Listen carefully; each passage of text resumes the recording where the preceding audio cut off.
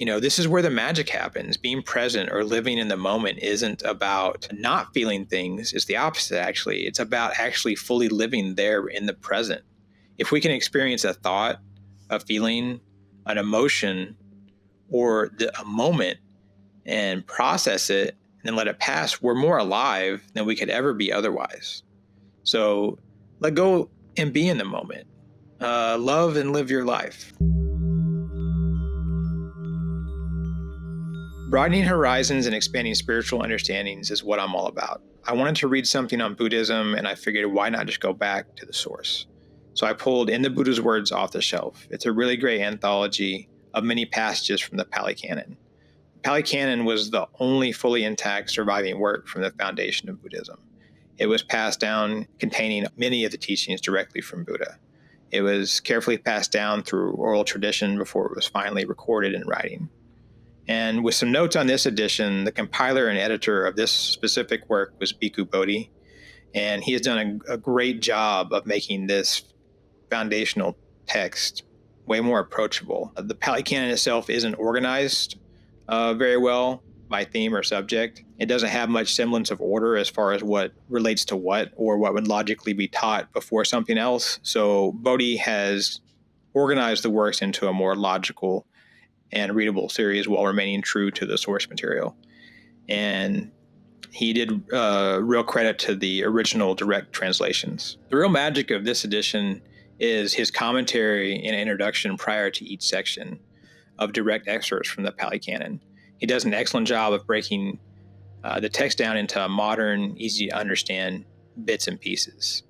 This is important. If you're just going to go read a direct translation of the Pali Canon, it'd be kind of like trying to just read the King James Bible all the way through. It'd be a bit technical. So it's nice to have someone kind of have a guiding light for your path. I feel this way when I'm reading philosophical works as well. It's nice to have people explaining kind of what you're reading. One of the things that comes up a lot when people talk about Buddha is how there's similarities between Jesus and Buddha, and there's parallels there. And I think that definitely came through for me reading this. It's just a couple of chill dudes teaching a message of loving kindness at a base level.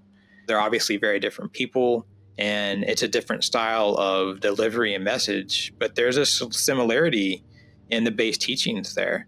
And I don't know if you knew this, but the Buddha, Socrates, Confucius, and Lao Tzu were all active mostly at the same point in history. About 500 BCE. As I think about Buddhism and the Pali Canon, I think about peace and dogma as I was reading this. There's real beauty in the faith that shines through this work. But beyond that, you can see a complicated religion. And I don't think I ever realized exactly how dogmatic the Buddhists were. At times, the teachings can seem a little fundamentally narrow. And I don't think that's necessarily a bad thing. There's also a richness there, but sometimes it may feel too restrictive, according to the letter of the law. And I'm not sure restrictive is the right word. I think there probably is a better word, but I'm not sure what it is right now. So I'm just trying to convey what my feelings were reading through this. But it's nice to have a detailed instruction on how to live a better life, a more enlightened life. And this gets really detailed in how to do that. The path to enlightenment, sometimes reading through this seems a little overcomplicated. And, that strikes me as human, because humans were involved in passing this all the way down from the Buddha himself. So it's not exactly what the Buddha said. It's as close to it as we can get. When I think about dogma, I think I automatically default to Christianity in my mind. I don't know if that's some kind of self-taught bias, or if it's a bias that's been passed down from my culture and community that I'm a part of. But there's plenty of dogma in other religions, including the Eastern faiths, including Buddhism. And maybe the point is we accept the dogma for what it is, we set it aside and use the beautiful teachings that speak to us from each religion or spiritual philosophy. And I think detail probably has its place. I'm just not sure that it's the only way and that it has to be that way. To be fair, I think many Buddhists would probably agree with that. And so even in the detail of this book, it brings us some wonderful concepts. It's super instructional and very meticulous on how to meditate effectively. I think that's great. and it gets technical in ways to achieve more awareness through meditation. So it's a lot to take in. It took me a few days to get through this. It was pretty long, very worthwhile, but I think it could be one of the best introductions to Buddhism that anyone could read. I think going straight to the source material means you're getting as close to the original ideas and teachings as possible. And I think that we should also keep in mind, again, this was passed down via oral tradition. And so there were likely changes made along the way. And so that's okay. And so you can kind of walk with the Buddha on your spiritual path reading this.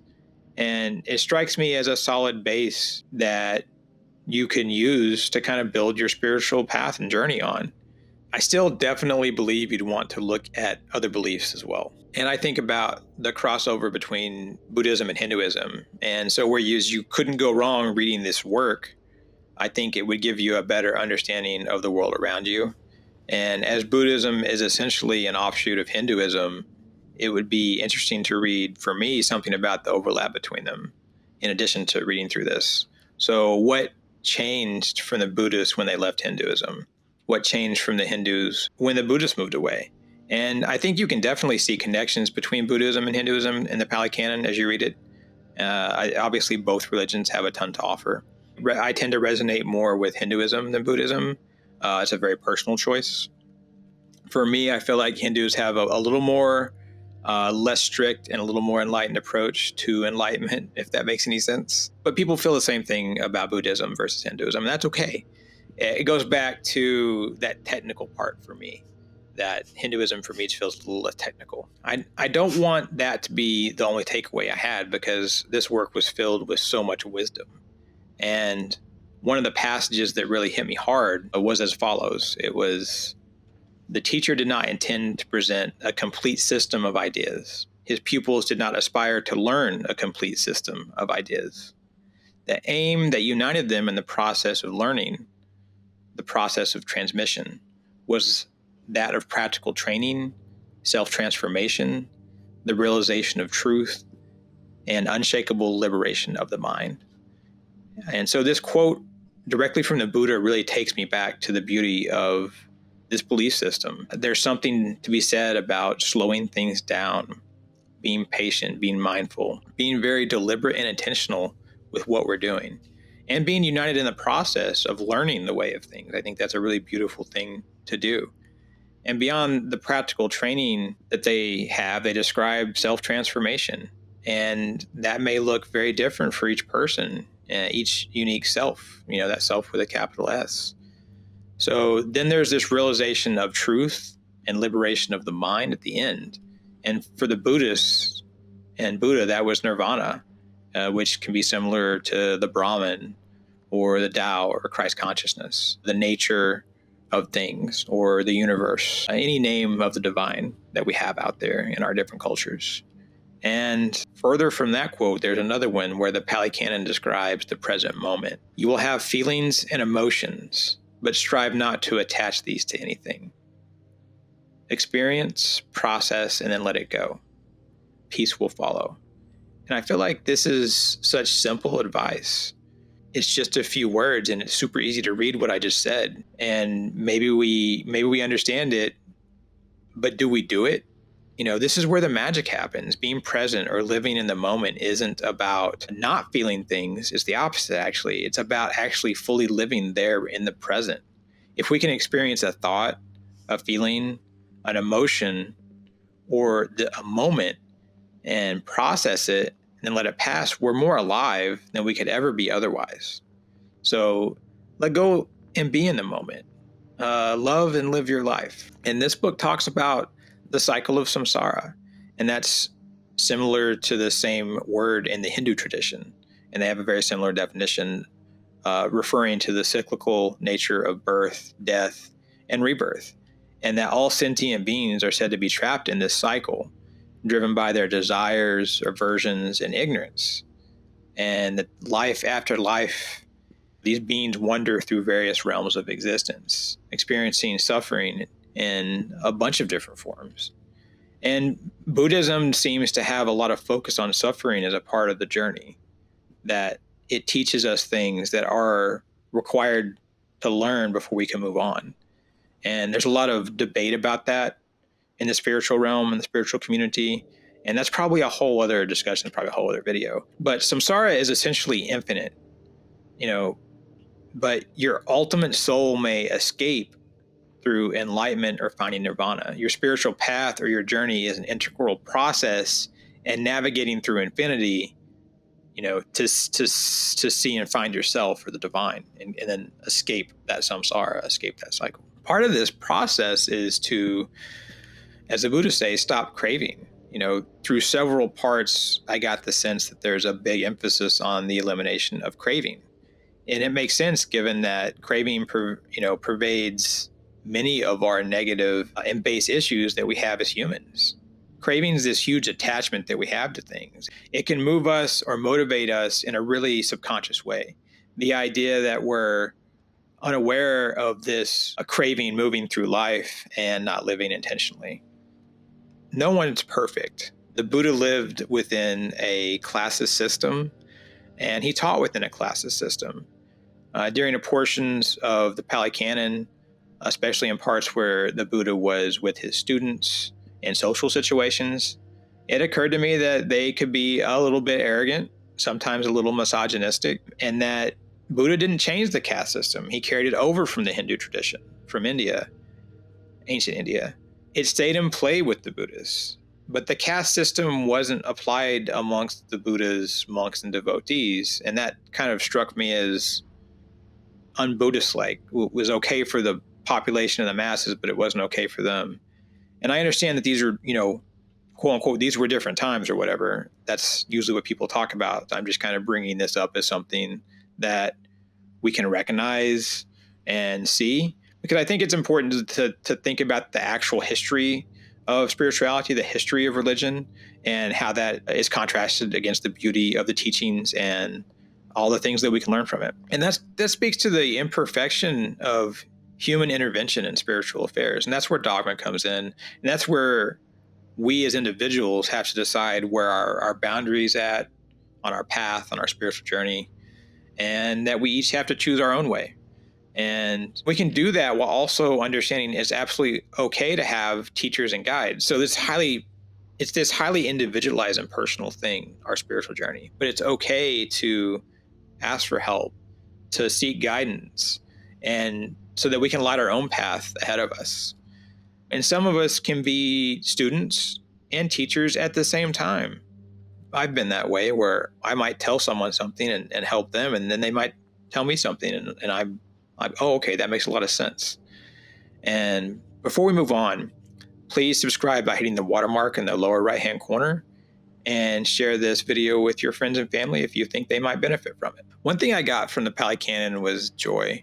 I think sometimes Buddhists get this rep of being like super serious, and I think that makes sense given their focus on mindfulness training and their extreme focus on things, the role of pain and suffering in the spiritual journey. There's also humor and joy within their faith, and I believe it's also deep inside the people who practice Buddhism. There's all this focus on loving kindness, which I think is one of the best terms in the world. And I think that's one of the great gifts of Buddhism, is that idea and concept of loving kindness. And so I just wanted to clear up that misconception that they're not always these serious people. There's a lot of joy there. After all, it's not one thing or the other, it's the balance.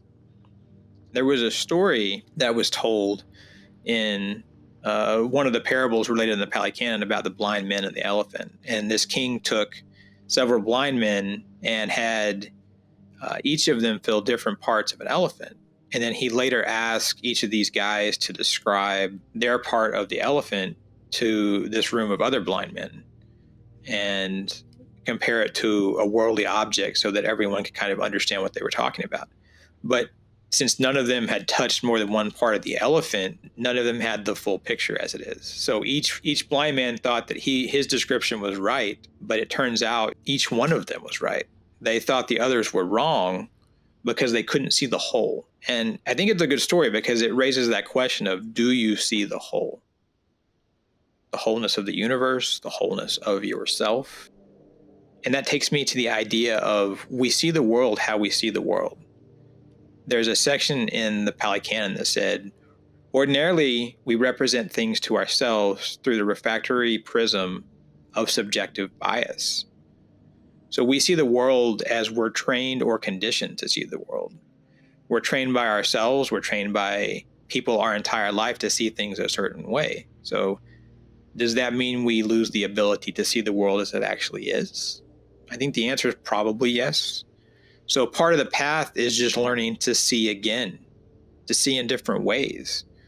How could we have seen before we're taught how we could see or we were supposed to see, from that original self inside?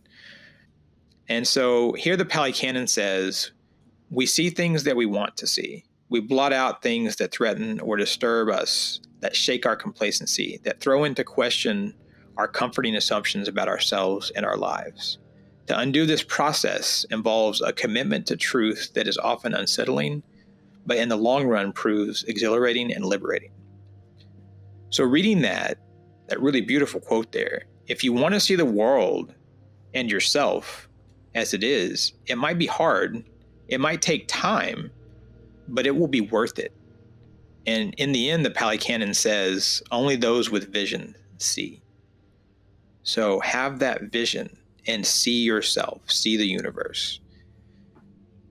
So on distractions and meditation, there was this great section in the Pali Canon on the removal of distracting thoughts. It was in a very instructive manner. It came with good meditation advice.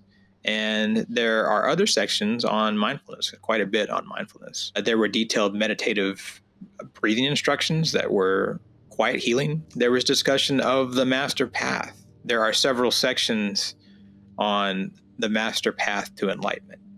And it's a long and winding road. And back to that really warm value of loving kindness. If there's one takeaway for me personally from the Pali Canon, it is loving kindness, the concept of it. It's about the warmness of that. It's the enduring and beautiful gift from Buddhism to the world. I think the world can use more loving kindness. We can all use more loving kindness.